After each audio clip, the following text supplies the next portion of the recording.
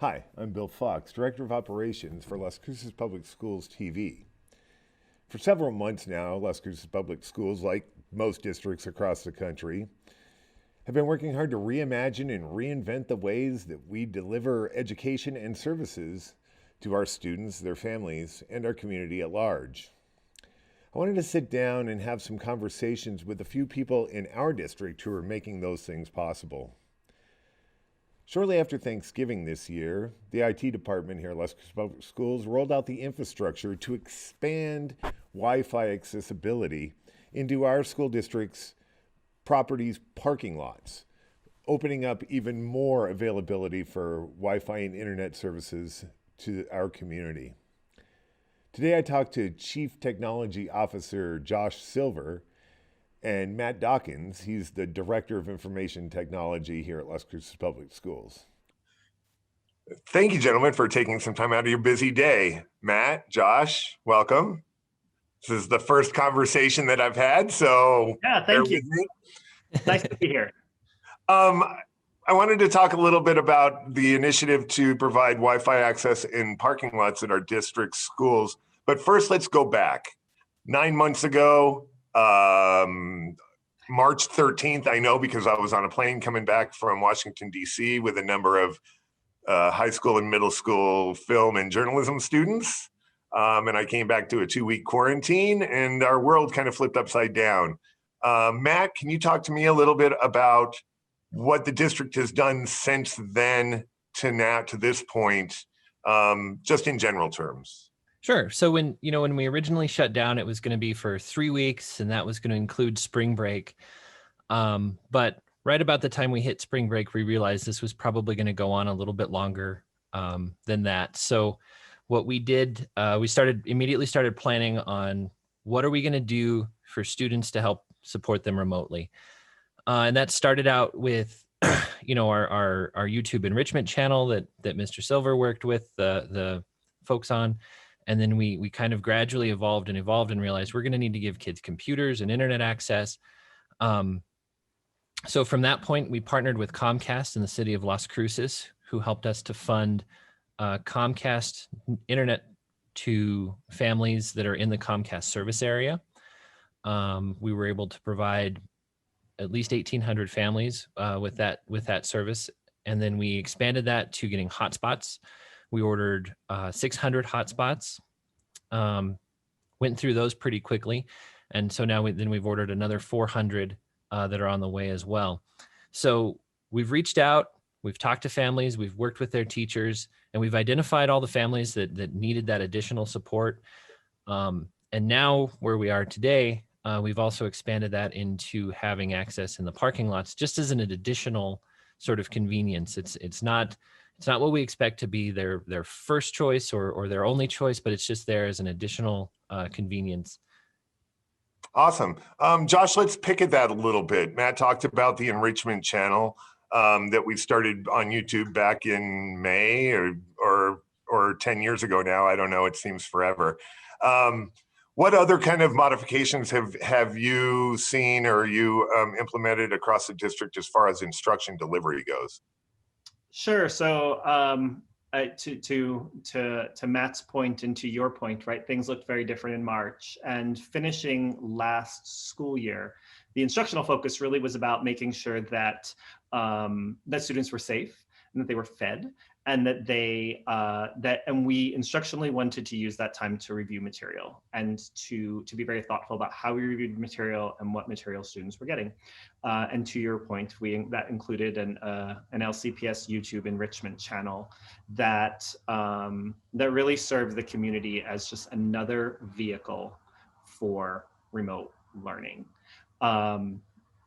As the semester progressed and we had a bit of a clearer picture of what the the fall was going to look like, while Matt and his shop were doing all of the things he was talking about at the Teaching and Learning Center, the instruction department was working on providing truly the most, I think, comprehensive professional development catalog to prepare teachers and all instructional staff and support staff for the fall. And the Teaching and Learning Center, the content specialists there also took the lead on developing curriculum guides and essentially instructional frameworks that we're using this school year. So that technology work, instrumental in providing a foundation. That instructional work is just that next really rich layer to connecting kids in a remote setting. Talk to me a little bit, Josh, sticking with you, about Canvas and what you guys landed on as a delivery platform for education. Great. So Canvas it's called an LMS, a learning management system. We've been using that in our district for a couple of years already. So many of our schools and teachers had experience with that. Almost all of the work from the Professional Learning Center or Teaching and Learning Center and Professional Development was delivered through Canvas already. So it was a natural fit for us to move. The feedback from our community from the springtime was very clear that they needed a singular learning platform and they needed a single video platform. So for us as a district, that was Canvas, that still is, that's Canvas and Zoom. And Matt, I promise I'll get back to you in a second, but I want to unpack that just a little bit more. Josh, talk to me a little bit about some of the challenges that Canvas presents. And I'm talking kind of more about like the need for families at home to have robust technology access. And in a city, in a state like we're in, sometimes that can be a big challenge. So can you talk to me a little bit about some of those challenges that you've seen? Yeah, sure. You're 100% right? Like the Canvas as a platform we describe it as a blank canvas. So it by itself, it can be many, many different things, but it can't be anything to a Las Cruces learner if we can't connect that, during this time especially, if we can't make that connection to their home. So that Canvas piece is critical. Getting that in front of a student is the real work, though. Absolutely. And Matt, that brings me back to you. You talked about providing devices for every student that needs it. You talked about multiple ways of providing access in families' homes via hotspots and Comcast partnerships and all the other ways, which brings us to today and the new way that you've found to roll out even more access availability, not the answer, but just broadening the scope of availability. How did that come about? How did your partnership with the county come about? Talk to me about the technical issues and the bones of how you made this happen. Sure. So when we started the sort of Parkinglot Wi-Fi initiative, we were just talking about different ideas and different things other districts are doing. There was a lot of talk about school bus-based hotspots that we could park in neighborhoods and things like that. And we were just really looking for something that would be a little bit more sustainable and something that we could apply to use in the long term. So that's where we came up with the outdoor Wi-Fi at our schools. Which is something that's just going to be useful beyond our current situation. And then while we were doing that project, the county did reach out to us and said, hey, we're thinking about doing something like this.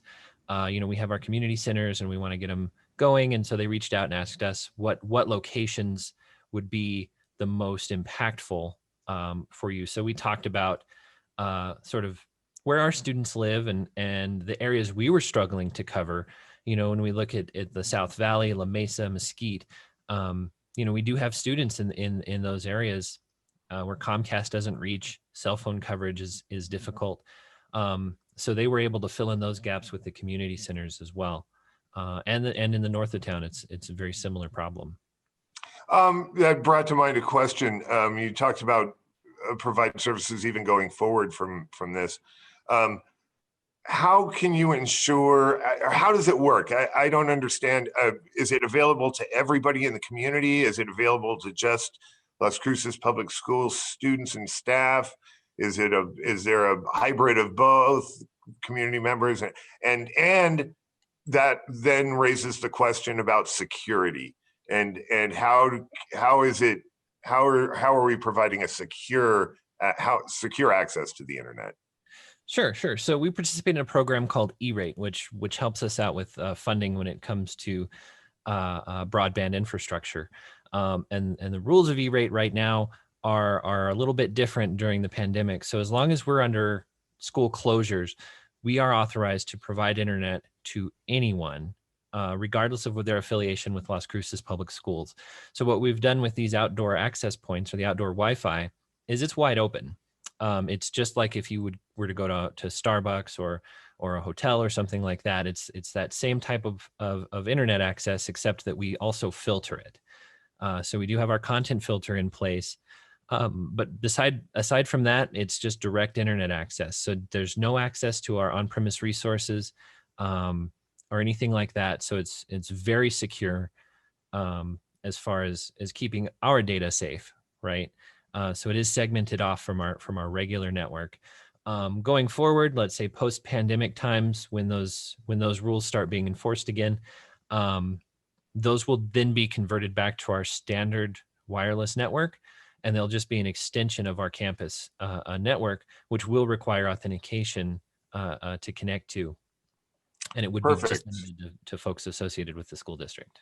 Perfect. And Josh, finally, how do you see students and families using this? What are they going to use this for? I can't imagine a student going and sitting for 8 hours a day at a parking lot. It's a, like you said, it's a supplement to what we provide. What do you envision a student and their family using this for? Sure. So thanks for that question. Yeah, the Las Cruces Wi-Fi access at the schools is it is open 7 days a week, and it's open from 7 a.m. to 7 p.m. And to your point, Bill, the goal of that is not that students are doing a full day of school in the parking lot. Absolutely not. The goal is that on a flexible schedule, that families and students could stop into their school's parking lot or any campus's parking lot and be able to log into Canvas and upload assignments or download something that they need or check email quickly or gather necessary items that they would then be able to take home and do school with.